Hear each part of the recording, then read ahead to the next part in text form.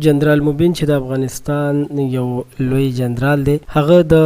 باجوړ د شهید شوي ځوان ریحانزي په باره کې خپل نظر شریک کړی دی، خو هغه هم در سره شریکوم. د هغې نه وړاندې تر سره د عمران خان باره کې هم څه خبرې شریکوم چې جنرال مبین څه وخت وړاندې ایمل ولی خان پسې هم ډېرې بدې ردې ویلې وې او هغه د عمران خان ملاتړ کړی او دا یې ویل چې عمران خان کینسر هسپتال جوړ کړی او نور داسې د خیر ښېګړې کارونه یې کړي دي، خو کوم دا نورې پارټۍ چې دي دوی تش خپل ځانونه ماړه کړي دي، تر اوسه پورې د عوامو خدمت نه دی کړی. اگر که دې خبره کې به حقیقت هم وي، خو اوس مهال جنرال مبین په خپل یو تازه ویډیو کې په باجوړ باندې خبرې کوي چې ویلي دي که زه د باجوړ مشر وی او ما په باجوړ کې وس رسېدی نو وایي چې په څو ورځو کې مې دا قاتلان را پیدا کول. هغه وایي چې د دې غټو خلکو تنخواګانې مې بندولې او تر هغې پورې مې ورته اجازت نه ورکولو، نه مې ورته تنخواګانې ورکولې چې تر څو پورې دغه قاتلان په صحیح طور باندې نه ونیولې. اوس مهال د دوی دا حال دی چې دوی خپلې تنخواګانې هم اخلي، خو تر اوسه پورې د قاتل په نیولو کې کامیاب نه شول او مسلسل ناکامه دي. هغه په خپلو خبرو کې په ډېرو موضوعاتو باندې په پاکستان باندې خبرې کړي دي. نو فقط موږ تاسو سره غوښتل چې د جنرال مبین هغه تازه خبرې چې د باجوړ په باره کې کړې وې، ډېرو کسانو پوښتنه کوله چې